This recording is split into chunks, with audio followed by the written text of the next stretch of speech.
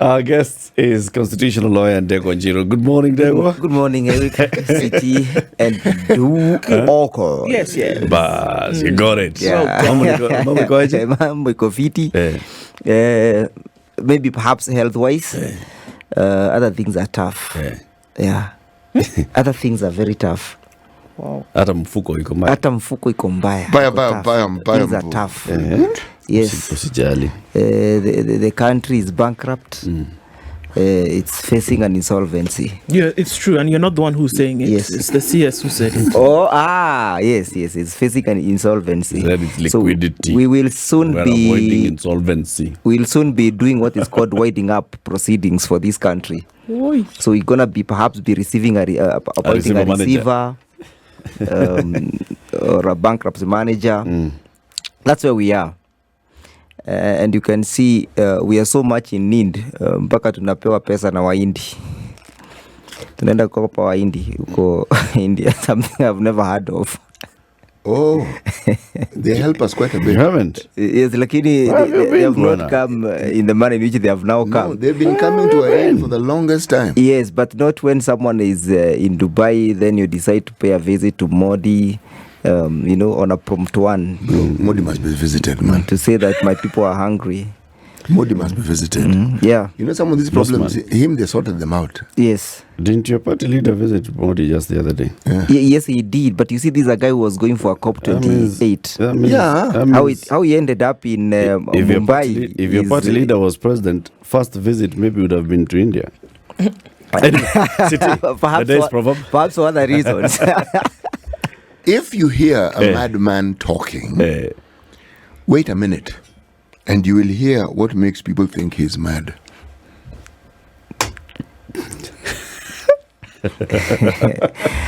If you hear a madman talking, just wait a minute. Don't be in a hurry. Don't be in a hurry. And you will soon hear what makes people think he's mad. Yes. That's a proverb from Eritrea. Unajua City, I don't know where you get these proverbs from. Eritrea. But was that the only proverb from Eritrea? Even yesterday I had was it yesterday, the one that you gave to Sabina Chege? That was Tuesday. Oh, that was Tuesday. Yeah. Why don't you let me read another one? Because you think it's only one. Oh.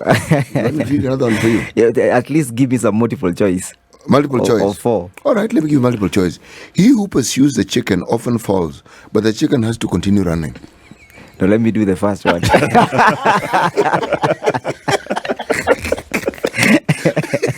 Let me do the first one. If the first one is... If you hear a madman talking... Yes. Wait a minute. Yes, give it a minute. And you will hear what makes people think he is mad.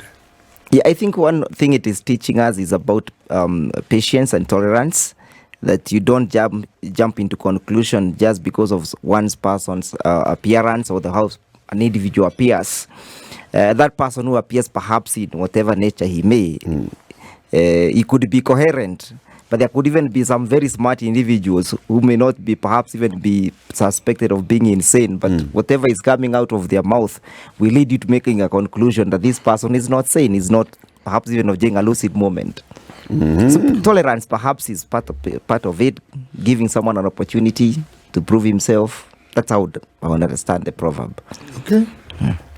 All right. Yeah. So NDEGWA, yes. You think things are not... things are not good, Eric. Things are bad. Politically, economically? Everything in this country. Come on. Everything in this country is not working. Start from the top. Yes. What is top on the list for you? The top of the list is that the head wrote, ili wrote kitambo sana. Do you say rotted long time ago? Or rot long time ago? Yeah, we don't. The fish does not even have any head now. Wow. So you can decide, or perhaps even make an assumption where the body is. What makes you say that? Yeah, because we are not having leadership in this country. There is nobody to give us direction in this country. Explain. I explain in the sense that what happened between 2018 and 2022 is not what is happening between 2022 September to now. And there is no indication that there is going to be any change. In terms of respecting our constitutionalism, in respect of our economy, and even the social cohesion in the country. So between 2018 and 2022, we had respect for the rule of law in this country. Now we don't. You know that you have to look at it from it's a composite position. Okay. Yes. But it's from a composite position, we had respect for the rule of law. Yes. In this country. Yes. And now between 2018 and 2022. But of course with some faults here and there. No, composite. Yes. Composite. It's composite. Okay. It's composite. So when you look at the rule of law, you're also looking at the question of the social aspect and the economic aspect. Okay. At least between 2018 and 2022, people are not crying out as loud as they are now in terms of the economy. The economy was doing very well. It wasn't doing very well, but at least people are not where they are today. And where are we today, really? Where we are today is that the country is being dissolved. We are facing insolvency. You know, I keep hearing that the term insolvency, and it's often with reference to business enterprises. Yeah. And there I understand, meaning they close, they shut down, they send, everybody. Even receiver managers. Yes. But what it often means is that you don't get your dues because they don't have money. Yes. So how can you get your dues? You'll pay your creditors first when we are facing dissolution of the company. So are you saying that we're in a similar situation? Yes, when we you are. get to insolvency, you're not even paying your creditors. You're not paying paying our anybody. creditors. That is why You're now insolvent. You're insolvent. Yes. And the receiver manager And the comes first to sell creditor your that assets. exactly. So the they first can creditor recover. that this country has is its citizens. If you're not able to give services to your citizens, then it means that you're not in a good position. Let me give light to some of this. So the CS Treasury, Joan Adungo, was before Parliament, before the National Committee, the National Assembly Finance and National Planning Committee. And this is what he said. He said that the country is laden with liquidity issues, given the various debt burdens, and asked MPs to be patient when they're demanding their money that should come in form of NGCDF. Yes. Right? He went on to say that this administration is doing its best to ensure that we do not slide the country into insolvency. This is why we have to engage in the delicate balancing act with the available finances. He said the liquidity problem, however, is short-term. He said, we're signing support agreements with other countries that have been committed to supporting our budget. So this was in an answer to the planning committee when they were demanding this money and said, look, we cannot wait. He then went on to say that the reason why we've had to move some money around is because of the drought and flood mitigation issues. Now, Eric, of course, was trying to make 7 billion equals 54 billion, but, we're still on that. If money had been moved around, so if there was no El Nino, essentially, some of these issues that we are facing would not have been faced. But he's saying, look, we are dealing with a liquidity problem. It's a cash crunch, essentially. Not that Kenya is insolvent today, but just things are difficult. Take it as you may. But then he also went on to say that even payment of salaries is going to be difficult until we get these agreements into place. Yes, he did. Because of the huge debt burden that is then being faced by the country at the moment. It doesn't seem to be anybody's fault, really. It just seems to be one of those things that happens, the bumps that you hit in a fiscal cycle. So it's not something that can be fixed, I guess is the question. Dongo seems positive that it can be fixed and it's a short term. So that you shouldn't be too worried. No? In my view, CT, is that this regime has not decided to sort out the problem that this country is facing because they are driving using the rear mirror. Any issue that arises in this country that involves the status of the economy is that they're always blaming the former regime. And that is one of the reasons that the country is where we are today, is because they are not planning ahead, because they always have someone to blame. For example, when they speak about the status of the economy and the financial crunch, you'll hear them saying, it is because President Kenyatta left a lot of debts. When they go to Mondi, they are given billions of shillings. That is not counted as debt. We are having problem with people not speaking the truth of what is ailing this country. And what, in your opinion, is ailing us? Misgovernance, misrule, mismanagement of the country. That is what is completely ailing us. That we don't have someone who is hands-on. Mr. William Ruto is not managing this country. The country is on autopilot. People are not in touch, the government is not in touch with whatever is happening and the reality of this country. Examples? For example, and one of the best examples is that, and I will just give 2 or more examples. We had the importation of the edible oils. Yeah. We were told we are importing these edible oils to make sure that we bring the cost of living down. But at the end of the day, how many billions did the Kenyans lose? To the extent, even when the committee in charge of the parliamentary committee wanted to visit those go downs, they only, I think, found 467 jerrycans from all those importations. No one is accountable of what happened. So we're having a serious problem of accountability in this country. We're having a serious problem of transparency in this country. We're having a serious problem of implementation and observation of the rule of law in this country. So basically, those are some of the things that are ailing us. Those people who are actually candid enough to come and say, excuse me, there's some problem here. For example, the control of budget. The next thing she hears is that she has a problem with a case that occurred even before she became the control of budget. So then you ask yourself, where were all those institutions that were responsible of vetting her? Where was the DCI that was supposed to vet her to make sure that we do not get bad people into governance, people with questionable character? But if you question anything in this country, then you get in the bad books. So it's a completely total breakdown of government. So it sounds like same forest, different monkeys. No, these monkeys are not from this forest. So same forest, imported monkeys. These monkeys, the ones that we now have, must have come from another forest. Why do you say that? Because you see, there is nothing that seems to work.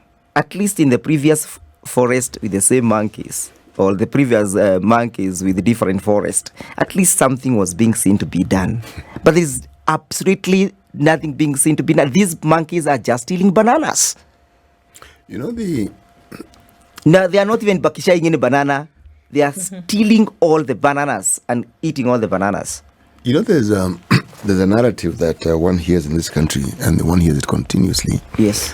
And that is, this government is always blaming the previous government for things that went wrong. And this blame game is nestled in the idea that, well, it's not the idea, it was what was stated by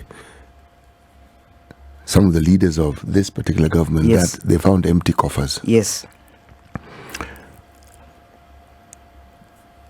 Every government, if you look at the trail, every government that we've had since independence has had a debt. Yes. Every. Yes. Now, the first term of the Uhuru administration came after the Kibaki. Exactly. So if they were good things that the Kibaki government had achieved, that's what they inherited. Exactly. If there had been bad things, that is what they would have inherited. Exactly. So let me bring the discussion back to the question of what the Ruto government inherited. What did they actually inherit? For them, the only thing they are saying is that they inherited a lot of debts. But even Uhuru inherited debts, for example, in respect to the construction of the Thika Road. But Uhuru never concentrated on reminding us what he inherited. Because government is perpetual. It's a going concern. There is no time you say that now Uhuru amefikisha hapa, William ameanza hapa. Kibaki amefikisha hapa, Uhuru ameanza hapa. You remember in 2002, President Kibaki was able to take Kimani Maruge to school on a wheelchair. He was sworn on 29th of December. On 4th of December, Kimani Maruge was in school. You remember that old man? I remember him. Yeah. He was in school. And Kibaki never told us, because of the Moi misrule, mismanagement of the economy, Kimani Maruge is not able to attend to his universal primary school. Okay. Now, that is all about question of management and breathing confidence to people. Right. So essentially, you brought the discussion back to what Kibaki did. Yes. How he announced his presidency. Yes. He said free primary education, and people went to school. Kimani Maruge was there. I think he was an 8 years old man. Yes, he was. Yes. He was. Now, so let's leave the words aside for a moment and look at this government. Yeah. What have they done? Because what have they done? I would not pinpoint anything that this government has done. I think the only thing they have done is reading on our scoffers. That they have perfectly done. If they have not done it, then let them tell us what happened to edible oil. If they have not done it. Number two is that they are in a haste to make sure that they compensate for what their fathers never gave them. What do I mean? I mean that you can see they are in a haste to become the dynasty of 2023 onwards. You know, I hear this, but again, a little pushback. Yes. Has there been any government in this country which has not been visited or has been characterized by a scandal? No, there has never been.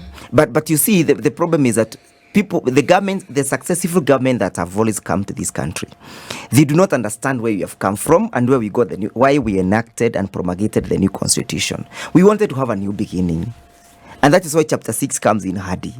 But which chapter 6? The original one or the mutilated one? The theoretical one. Yes. Because it's purely theoretical. And it's theoretical by purpose because they do not want to put in place mechanisms, yes, and mechanisms that can enhance accountability and transparency and the rule of law in this country. So until we'll get a government that will at least then implement the theoretical Chapter 6, then we'll be able to move forward. But even if previous governments have been raided with scandals, this government is worse. How? The way exactly? Chinua Achembe says that you have stolen until the owner has known. We umeiba mpaka mwenyewe akajua. That's the problem we have, Eric. They're not leaving anything to chance. They are all in a haste. Let me ask you again. I'm merely asking. If you found next to nothing, yes, then what was there to steal anyway? That was an allegation. They were laying the basis for them to steal. Because it will be a justification that, we never found anything in the coffers. So Kenyans don't expect anything. They were laying the basis for this plundering. That was the foundation they were laying. But you do know. Because, you see, they don't understand that government is perpetual. Government is not like a kiosk whereby you have the balance sheet every day. I think they do understand. They don't. They do. They don't. They do. They don't. If you want to know that they don't understand, you had the Minister of Finance here. The Minister of Finance does not even understand, the Treasury guy does not even understand how many unlicensed Fuliza applications are there. Is that his job, really? Even I, who is not the minister, I do not know. But the question was put to him. The question was put to him to explain. He could not even explain. You know, there's I'm going somewhere with my... Yes, please. With my line of thinking. Yes. You see, if we say they do not know, then you are in essence suggesting that they actually don't know what they're doing. And yet at the same time you're saying... I'm actually not even suggesting. Yes, but then at I'm the same speaking time, the truth. You seem to be saying they know what they're doing because you have this claim that they are plundering. You can't plunder if you don't know. You must know. Or then we can simply say that they know what they are doing in terms of plundering of the country. They actually even know. And that is their main purpose and agenda. I would like to... Please, go ahead. So, I mean... It's a really sensitive issue at the moment because there's some things that we cannot run away from in terms of reality. Yes. That the burden economically at a micro scale, micro level, as well as at a macro level, is quite something. It's overwhelming Kenyans. It's overwhelming people. Yes. You can't run away. It's not people being sensational, making up a story, right? We hear from the CS himself, and I'm just going to harp on that a little bit, that actually things are thick. I don't agree with that. The reason why is that they've had to move money to mitigate flood and all of that. I don't agree with that necessarily. I think that maybe that's a very cosmetic reason. Right. But the thing is, now here we are saying all sorts of other things that there's been plundering. Yes. For us to know that there's plundering, we need to see the numbers. Yes. The allegations that have been made, there are things that have been said. can we actually see a situation where there has been flow of funds that should have gone towards one place, then be applied to another? It would be on that, then we'll be able to say, actually, then there is a likelihood that something untoward has gone on. But do we see that? Do we know that for sure? We don't have it for we don't. sure. So it's then a bit difficult for us to say it with such conviction, isn't it? No, we can say with conviction to the extent that there is no developmental and infrastructural expansion that is happening in this country. All the roads that were being constructed are now stagnated. That's true, yes. There is no substantive project that is taking place in this country. So you ask yourself, if every day Kenyans are being taxed, if every day tax is being collected, hiyo pesa inaenda wapi? Kulipa madeni yenu. NDEGWA, Yes. do we have honest politicians in this country? No, we don't. And by that I mean, look, we have the current leadership who are in the previous leadership, almost all of them. No, we don't have. Those are deputy president, the others were members of parliament, leaders of parliament, the speaker, and all this and the other. Personal assistants, Deputy speaker, leader of opposition, leader of majority, chairs of committees. They're the ones who are saying we inherited this, and the other. Yes. Those on the other side who find themselves on the other side now, Yes. the opposition, are saying, no. I mean, we were running a clean. In fact, look, there were no scandals like now the oil scandal. Yeah. There were no such scandals in our time. We're forgetting the cases that are in court. NYS 1, NYS 2, Yes. KEMSA, all those unresolved issues here and the other, burnt down airports. Do we have honest politicians? No, we don't have honest. So who should we politicians. listen to? We should listen to the voice of the Kenyans themselves, because they have to call themselves for that kamkutano that City had Before he came here. Yes, that he had before he came. You know, that where you have self-introspection and you try to redirect yourself, because unfortunately our politicians and even those guys getting into politics, we always have the opportunity of learning from the worst. We have never had an opportunity where people can learn from the best practices. So to the extent that we still have this clique of individuals who keep on apprenticing new upcoming politicians, we always learn from the worst. So we have a problem with apprenticeship in this country and political mentorship in this country, to the extent that those people who believe and stand for the truth are the exception, and they're always seen as the black sheep. So that problem is a chronic problem in this country, and is a problem that we must face it candidly and ask ourselves. So to what extent shall the political arena be inherited by people who are running from the worst? Would you consider yourself a politician? Not really. What would you consider yourself? Not really. I'm just I would call myself a political activist. Okay. Yes. So as a political activist, wouldn't you then say that you're falling in the same trap of those politicians, when on one hand, you pick one side and you say these guys are dark as evil, and then on the other, by doing that, you're basically saying that the others are clean? No, I'm not giving a clean slate, or I'm not cleansing or sanitizing. I am not sanitizing anyone. However, I am simply saying that there is, of course, no one who can claim infallibility, neither me nor you. But the degree of fallibility is also an issue here. The degree of mischief is an issue. The degree of the urge to do that which is wrong is an issue. Because if you look at the propensity between this government and the propensity between their previous government, then you realize that the degree of propensity to do wrong in this government is high. How do you measure this thing? Yeah, because you look at the way it was constituted. First of all, half of its cabinet are people who have no merit and did not understand what meritocracy is all about. Japanni. Yes, I will say. And for example, let's just begin with someone like the Ministry of Education. The Ministry of Education. You are not able to justify how one class or one school scored 75% in all the sciences. Such a simple thing. Danny, you don't know schools where people do well. You see, I heard the other day someone saying, and I also heard Baba saying this, and I know, of course, Eric will put me to task to explain why I have to vindicate Baba. He said in this country, and we all agree, that the education system has collapsed. It hasn't. You cannot understand the credibility and the value and the authenticity of the result that are being If you have a found. problem with one examination cycle, does that mean the education system has collapsed? Well, the last year examination had issues. We had people from one We've had particular region. issues with the exams for the longest But time. you are trying to streamline them. At least I agree. there are individuals who try to work towards streaming them. We have one like Matiang'i. We had Professor Makwan, may the Lord rest his soul in peace.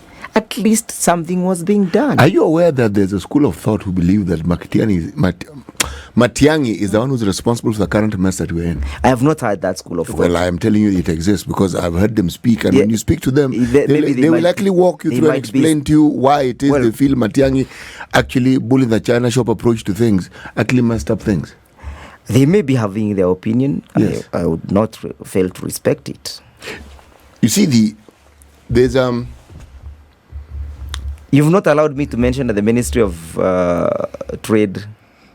Or trade. Yes. We left education. Yes. Okay, let's go to trade. And how much in shambles it is, to the extent that Kenyans do not even understand the kind of edible oil they are now consuming, whether it is fit for human consumption or not fit for human consumption.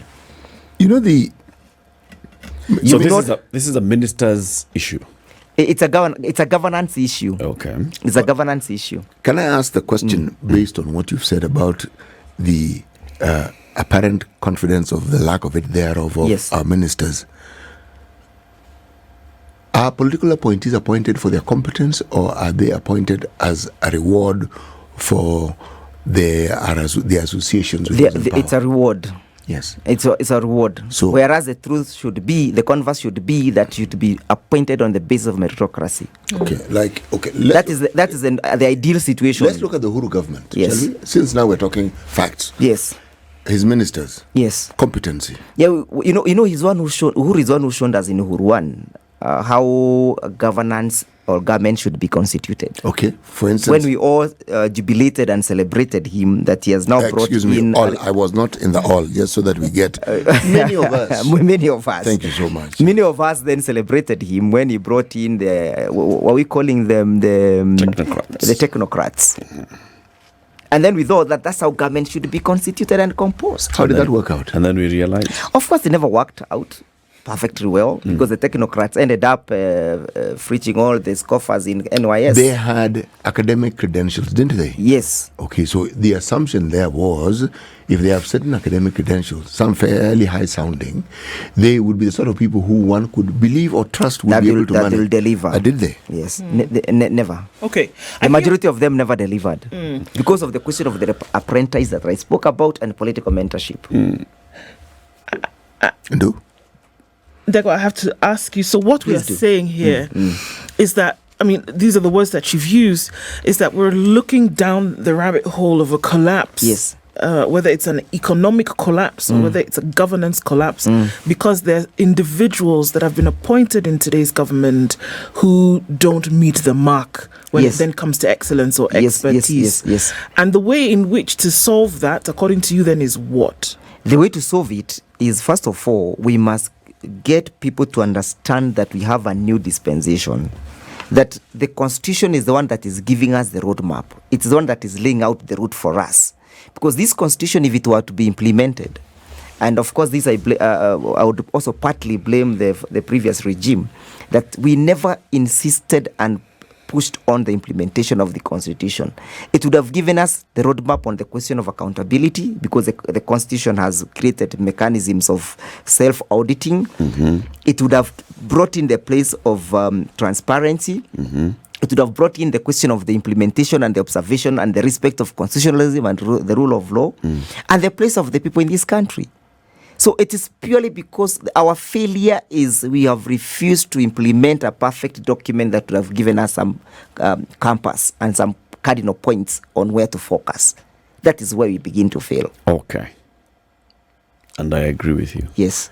So the problem I'm having is when want to, because you are a critic of one, yes, you are also an apologist of the other. I am not an apologist, because you've heard me mention that even President Uhuru was not keen on implementing the constitution. You've heard me mention that. So now you're a critic of No, you see me, I have to become objective. Oh, it's objective. Because we must begin to realize where the rain begin to beat us.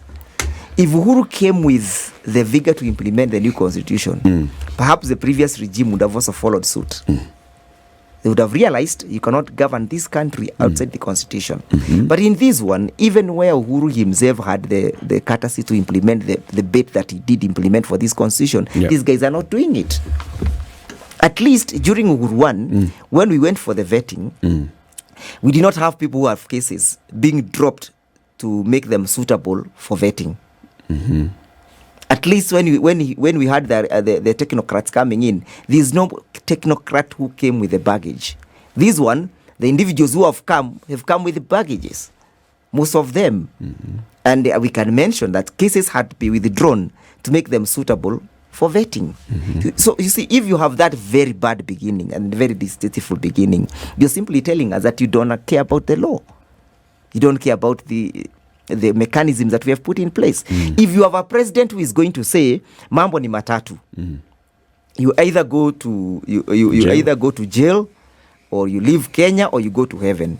That statement, you're simply saying that if an investor want to come to this country to invest, the investor has a thinking or a presumption that in case of a dispute arising from an investment, we have institutions that will be able to handle this and resolve this dispute. Now you have said, go and withdraw that particular case that you have if you want to leave. So you're simply telling people, the signal that you're sending is, the institutions in this country cannot be trusted to resolve investment disputes. Then what will happen is the investor who then perhaps may have chosen this as one of his destiny will go to look for a country where institutions will be allowed to execute their functions.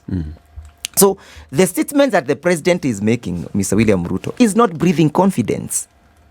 Because you're simply telling us that we are now going to suspend the constitution, the institutions created therein, the mechanism created therein, and we are dealing with an individual here. So those are some of the issues that, Eric, we are raising. That is making. How can we correct these issues? Because like you said, we have seen them, and that's why I asked you, do we have any semblance of an honest politician in this country? We've seen them even in the Kibaki era. Yes. We still have ministers misbehaving. They were there. And the president also being accused sometimes of just breaching the law. They were there. In the Uhuru era, same. Of course, Moi and Kenyatta. Yes. We're seeing this. How do we break ourselves from this kind of mess? Because we seem to, because of coming to say that these guys are worse than the other guys, we are basically saying the other guys are a bit better. So we should bring back the other guys and remove these guys. Yes. But we are just recycling the same. We are recycling, that's correct. So how do we I think the roadmap is beginning this kind of the conversation that we are now having. Telling Kenyans that we have to make sure that we don't get people who have schooled from these academies.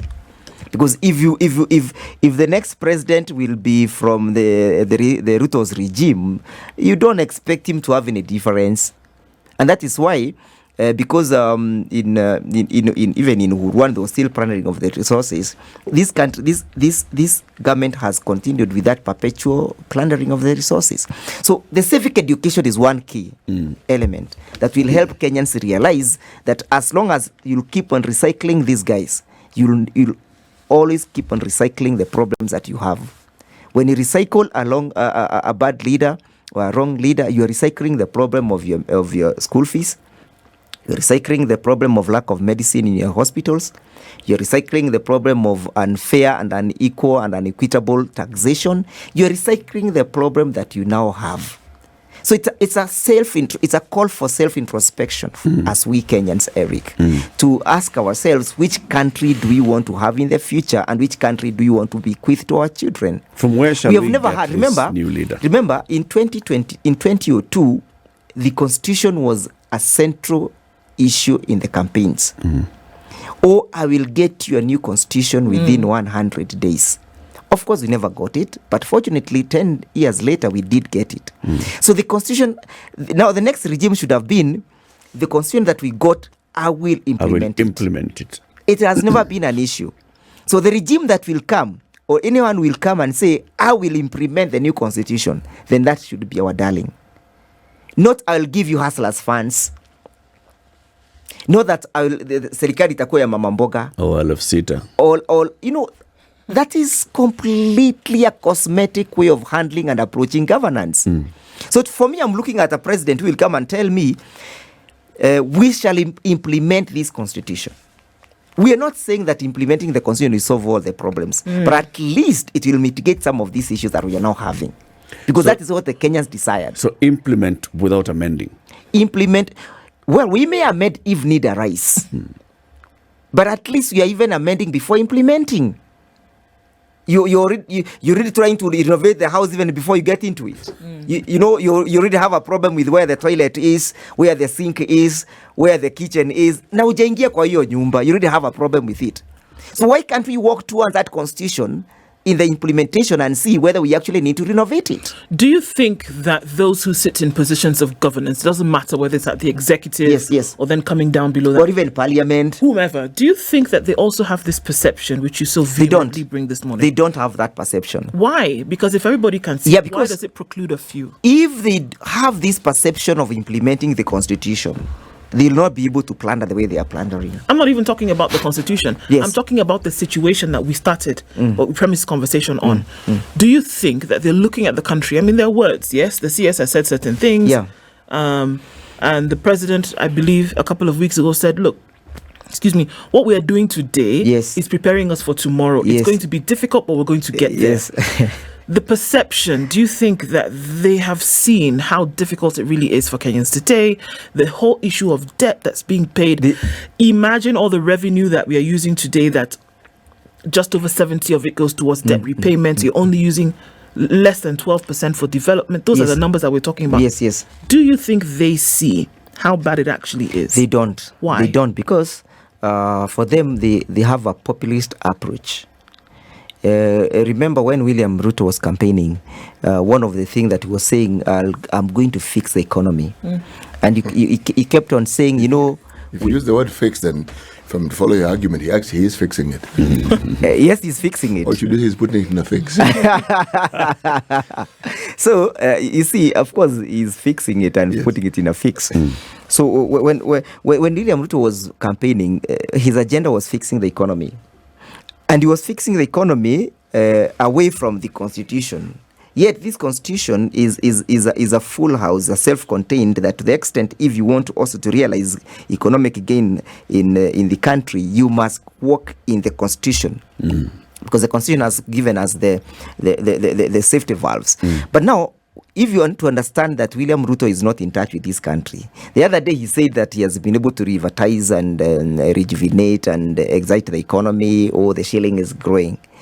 Remember, in February, he still made the same remarks. The country have been able to stabilize the economy. The other day he made the same remarks. Inakaa hii economy yake ni kama economy imekuwa mlevi. Inaamuka, inaanguka, inapewa resuscitation, inaanguka tena. Hii economy yake ni mlevi hii. Because it keeps on falling, rising up, falling, staggering. Comrade Njiru, one of the things that I've been pondering over. Yes. I think that meeting that I was in earlier on, I think we pondered about this. If indeed we are on the verge of collapse, and in our country it would mean default. Yes. We don't have to be academic. We just need to look at countries that have followed that path and what happens to their shilling, what happens to the economy, what happens to the value of not just the money, the net worth of individuals. Yes. The what do we do question becomes pertinent. Yes. How do we get ourselves out of this? Yes. By the way, there are around 20 countries on the planet that have similar problems. We're not the only ones, but that's not our concern. Our concern is this country of ours. What do we do? We ourselves. Yes, what do we do? We have to get in this conversation, and a candid conversation that is led by honest people, not people who are looking at 2027 as the end result. Because the reason why we're having these fictitious promises is because someone is focusing on 2027. And that is why you can see, even in the midst of these difficulties, someone is saying that, I have given out the hustlers funds. The hustlers funds is, I think, 30 billion. You see? Then you're simply saying that you're putting in 30 billion into an economy, and then you want to show us how that into an 11 trillion shilling economy. Into an 11 trillion economy. Yes. And you want to show us how that one is exciting the people. So to the extent you have to bring fictitious individuals to try and stage manage and bring them to the stage that, this is one of the beneficiaries of the hustlers. This deceit. Comrade, you don't like this government very much, do you? I have no favor for it, comrade. And I am not obliged to love it. I am not obliged. However, they say in Uganda that you must learn to like the government of the day so that you may live long to love the one that you want. So that's why now City's question comes back. Yes. What do we do? How do we get that government that you love? And please don't tell us the government that we love is the one that you want. It's not about the BBI. Okay. It's about Kenyans who are going to be honest. Kenyans who are going How do we identify those? That's a very difficult question for me. I don't know, because we are learning from the worst. The other day I tweeted and said, and of course this also has evidence to indicate to you that I have no love for this government, that William Ruto will not even achieve 10% of Kibaki's ability to try and have some good governance. He will not even do 10% of Uhuru Kenyatta's infrastructure expansion. But he's going to do 100% of corruption, misrule, and learning from the worst and doing the worst. Who's the worst? Let me leave that one for another day. You've given us people as examples, and the other two. But let me leave that one for another day, Eric. Okay. So that's the thing. I think it is easy, and it's easy to then, naturally, to point out the things that are going wrong. But then I think that we has to get to a point whereby we're able to point to the things that could actually go right. So when we talk about then the selection of leaders who would actually do a good job, the how seems to have eluded people for the longest time. For a long and it time. seems like it must be touch and go, really, that you cannot prescribe and then select based on that prescription. You have to try it out and see if it would actually work based on some kind of, some empirical approach. Or even just hypothesis. Or hypothetical ones. But there seems to be a perennial problem with continuing to pick people then who then just don't have the interests of the people at heart. Yes. How do you change that? I said we change that. We begin to change that by having, by Kenyans asking themselves, why are we always in this mess? We had Kibaki, was there any change? We had Uhuru Kenyatta, was there any change? We have this Christian president, is there any change? So if we don't have any change, we realize that we don't have any change because we keep on recycling these individuals. So then we ask ourselves, can we have a clean slate? Can we have a new beginning?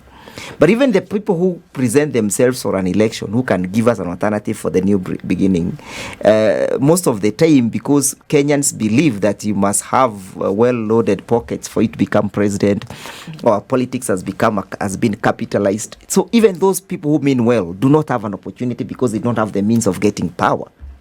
So the means of getting power is also an issue here, that we must be able to delink capitalization of our politics so that any person becomes viable and available for an election without commercializing the election process. To the extent that the election process has become very expensive in this country, then we have a problem. Because even people like Eric or City Muga or Ndu Okoh will not have that opportunity. And that is why people go to government to steal in preparation of the next election.